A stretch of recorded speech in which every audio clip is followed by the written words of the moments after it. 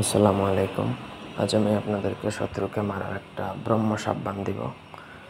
অত্যন্ত ভয়ঙ্কর, অত্যন্ত ডেঞ্জারাস লেভেলের একটা বান।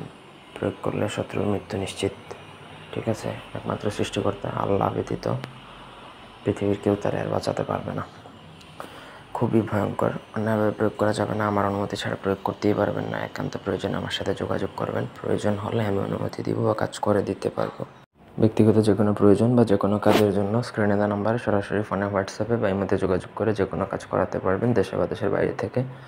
2 মিনিট সময় নিয়ে পুরো ভিডিওটা দেখুন, তাহলে বিস্তারিত বুঝতে পারবেন। প্রথমত যে মন্ত্রটা দেওয়া আছে, ওম ব্রহ্ম ব্রহ্ম ব্রহ্মথাক চক্রমূল বহবীরা ব্রহ্মা শিবে শিরামূল শিরে ব্রহ্মা শিরা গাছপুরে শিরে ব্রহ্মা সহংসপতি গাছপুরে পাতাল বেদিচল ব্রহ্মাচল ফলনার জায়গায় নাম বর্ষ করগত নাই পা নাই শব্দ ভরিল দিকম ব্রহ্মা পানে ঝিলমিল ব্রহ্মা জলন্ত ব্রহ্মা ক্ষুধার পরে মুখে ব্রহ্মা সংসার পরে চল ব্রহ্মাচল অমুকের জায়গায় আবার নাম মরাগর।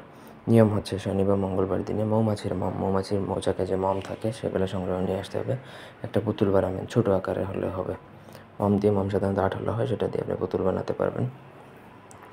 ঠিক আছে, তারপর আপনাকে যে কোনো একটা গাছের নিচে ফুল, মোমবাতি, মেওয়া বা মিষ্টি বা মিশ্রি, তাল মিশ্রি যেটা হয়, মিশ্রি, আগরবাতি, ফলমূল দিয়ে পূজায় বসবেন। তারপর 7টা অশ্বত্থ গাছের পাতা মন্ত্র পড়ে মূর্তিতে জড়া, এই মূর্তির মধ্যে যে মূর্তিটা মম দিয়ে বানাবেন সেটার মধ্যে জড়ায় সুতা দিয়ে বেঁধে দিবেন। তারপর উপরে যে মন্ত্রটা দেওয়া আছে সেটা 108 বার পরে ওই মূর্তিটাতে ফু দিবেন। তারপর শত্রু চলার পথে অথবা অশ্বত্থ গাছের নিচে পুঁতে দিবেন। শত্রু চলাচলের রাস্তায় পুঁতে দিবেন সেই মূর্তিটা, অথবা অশ্বত্থ গাছের নিচে পুঁতে দিবেন।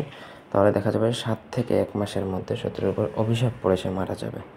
ঠিক আছে, এটা ব্রহ্মসাপ এমন এক অভিশাপ পড়বে সেটা আপনি কল্পনাও করতে পারবেন না। এবং 7 থেকে 1 মাস, একদিনও বেশি দিন যাবে না। টোটাল 23 দিনের বান এটা।